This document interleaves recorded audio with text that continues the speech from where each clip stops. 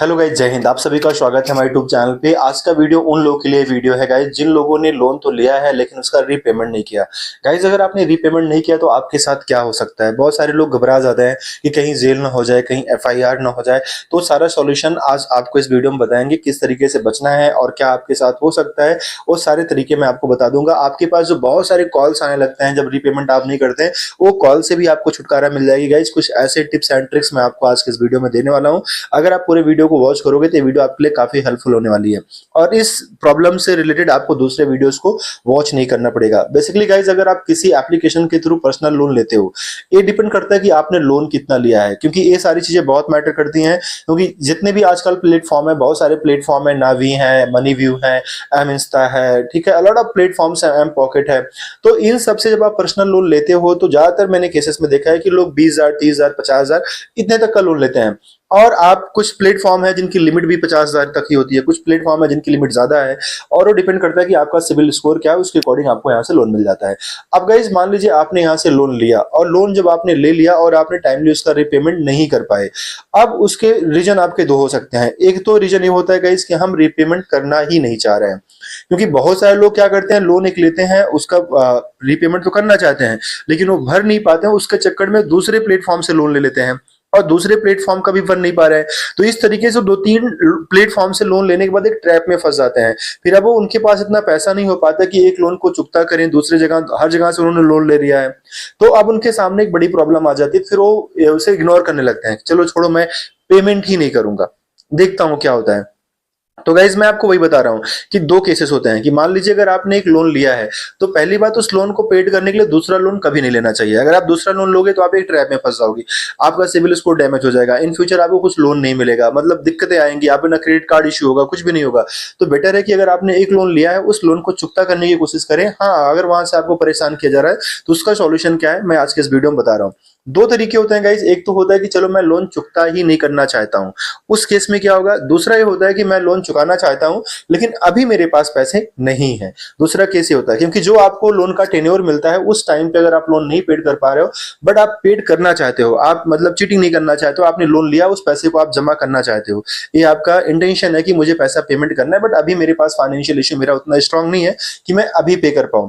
लेकिन क्या होगा, बैंक का एक टाइम पीरियड होता है या जहां से आपने पर्सनल लोन ले रखा है उस प्लेटफॉर्म का एक टाइम पीरियड होता है, एक टेन्योर होता है। उस टेन्योर के बाद वो आपसे कांटेक्ट करना स्टार्ट कर देते हैं कि भाई आपका लोन आपने रीपेमेंट क्यों नहीं किया। पहले तो आपसे बहुत अच्छे से, प्यार से, सर सर कह के अच्छे से बातें होती हैं, और अगर आप अपने प्रॉब्लम्स बताओगे, सर ऐसा है वैसा है, मैं कुछ दिनों में कर दूंगा, कुछ दिनों में कर दूंगा, बिकॉज आप करना भी चाहते हैं, तो आप इस तरीके से उसे बता रहे हैं। अभी मैं दूसरे केस का भी सॉल्यूशन दूंगा बट आप बताते हैं कि मैं अभी पेमेंट कर दूंगा, पेमेंट कर दूंगा, इस तरीके से आप उसे लोग को बोलते हैं। तो वो एक टाइम पीरियड तक का फिर भी वेट करता है। उसके बाद आपके यहाँ नोटिस आती है, लीगल नोटिस आती है कि सर आप जो है आपने लोन ले रखा है, इसका पेमेंट करिए। अब बहुत सारे लोगों को लगता है कि लीगल नोटिस को रिप्लाई नहीं करेंगे तो क्या होगा, कुछ नहीं होगा, फिर से नोटिस आएगा, फिर से नोटिस आएगा।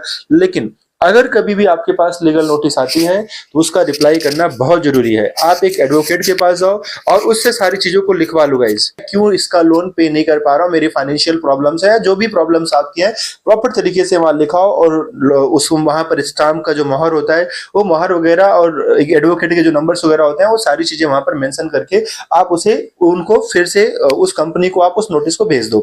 तो उससे क्या होगा गाइज, आपके पास जो कॉल्स आती है ना, आप उससे बचने लगोगे। आपने एक जेन्युइन रीजन दिया और एडवोकेट के थ्रू आपने नोटिस वहां पर लिखवा के उसे सेंड किया है, तो उस चीज की वैल्यू होगी और उसका रिस्पेक्ट किया जाएगा और आपको कॉल्स आनी बंद हो जाएंगी या कम से कम कॉल्स आएंगी बस इंफॉर्मेशन लेने के लिए। तो नोटिस का अगर आप जवाब दोगे तो कुछ टाइम पीरियड आपको मिल जाएगा अपने पैसे को पेमेंट करने के लिए। हाँ, ये बात डन है गाइस कि एडिशनल चार्जेस लगने लगते हैं। अगर आपने टाइमली पेमेंट नहीं किया तो आपको एडिशनल चार्जेस आपका वहां पर चार्ज करते हैं, लेट पेमेंट आपका चार्ज करते हैं और रेट ऑफ इंटरेस्ट भी इंक्रीज हो जाता है।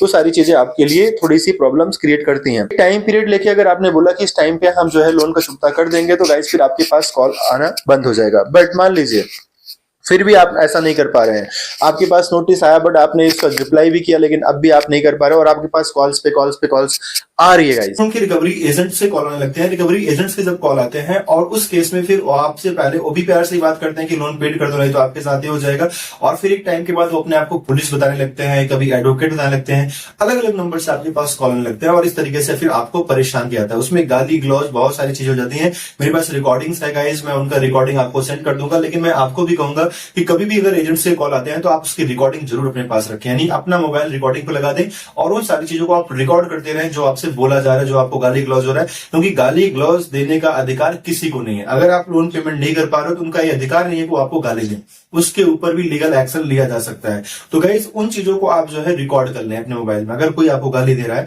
और दूसरी चीज, अब आप चाहते हैं कि हम इनका फोन ही ना उठाएं, तो गाइज आपको फोन उठाने की जरूरत नहीं है। आपके मोबाइल में एक सेटिंग होती है, मतलब वही नंबर से आपके कॉल आएंगे जो आपके मोबाइल के कॉन्टेक्ट लिस्ट में है, तो वो आपको अपनी सेटिंग ऑन कर देनी होती है। तो जो आपके कॉन्टेक्ट लिस्ट में नंबर्स हैं सिर्फ उन्हीं के कॉल्स आपके मोबाइल पे आएंगे, अननोन नंबर से कॉल आपके मोबाइल पे नहीं आ सकते हैं। उस सेटिंग को भी आप ऑन कर सकते हैं जहां से कॉल से बच सकते हैं। कॉल किसी का ना उठाना कोई अपराध नहीं है और कोई आपके ऊपर FIR नहीं कर सकता है। इसका कोई भी प्रोविजन नहीं है कि आप अगर लोन पेड नहीं कर पा रहे हो तो आपके ऊपर FIR लिखी जाएगी, किसी थाने में आपके खिलाफ रिपोर्ट दर्ज की जाएगी, ऐसा कुछ नहीं। मामला कोर्ट में जाता है। अगर आपने छोटा मोटा अमाउंट लिया है तो ज्यादा कुछ गाइस होता नहीं है, बस आपके सिविल स्कोर्स को डैमेज कर देते हैं। लेकिन अगर आपने एक बड़ा अमाउंट ले रखा है तो गाइस वो मामला फिर कोर्ट में चला जाता है और कोर्ट का एक रूल होता है पेमेंट एंड सेटलमेंट का, उसके तहत, उस प्रोविजन के तहत जो है आपके अमाउंट का, आपके लोन अमाउंट का सेटलमेंट होता है। तो आप उसका सेटलमेंट भी कर सकते हैं, यानी कुछ परसेंटेज आपको अपने लोन अमाउंट का पेड करना पड़ता है, जितना आप पे करना मतलब कर सकते हैं, क्योंकि वहां पर एक क्राइटेरिया रखा जाता है कि इतना आपको लोन जो भी वहां पर होता है उसके अकॉर्डिंग आपको अपना लोन पेमेंट करना पड़ता है। क्योंकि गाइस आपको पता है कंपनी भी चाहती है कि जहां हमें कुछ नहीं मिल रहा है एटलीस्ट वहां हमें कुछ पैसा तो मिल जाएगा।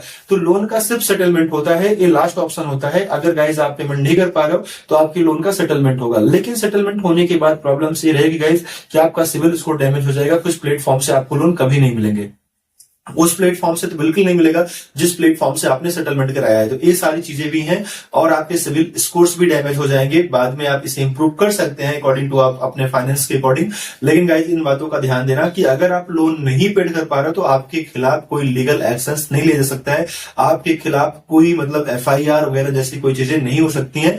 मामला कोर्ट में जाएगा, वहां पर पेमेंट एंड सेटलमेंट प्रोविजन के तहत आपका जो है अमाउंट का सेटलमेंट होगा। ये सारे डाउट्स हैं। बाकी गाइस अगर आपने कोई लोन अमाउंट ले रखा है, आप पेड नहीं कर पा रहे तो आपके पास किस तरह के कॉल्स आ रहे हैं आप मुझे कमेंट करें, उसके ऊपर भी मैं वीडियोस बनाऊंगा। और किस तरीके का आपको धमकियां मिल रही हैं, कितना आपका लोन अमाउंट है, ये चीज जरूर मेंशन कर दीजिएगा, कितना आपका लोन अमाउंट है और कितना आपने भी पेमेंट किया था, कितना नहीं किया है, क्या आपके एडिशनल चार्जेस लगे हैं, वो सारी चीजें आप लिख के मुझे कमेंट कर सकते हैं। उसके ऊपर भी मैं वीडियोस बनाऊंगा और आपको जो है मैं प्रॉपर उसका गाइड करूंगा कि आपको करना है और उसके लिए जो भी आपके कमेंट्स होंगे उसको मैं रिप्लाई करूंगा। सो आई होप कि गाइस ये वीडियो आपके लिए हेल्पफुल रहा होगा और अगर आपके लिए वीडियो हेल्पफुल रहा होगा गाइस तो जरूर इसे सब्सक्राइब करें, क्योंकि यहाँ पर हम आपको ऐसे अपडेट्स लाके देते रहते हैं। Thank you guys.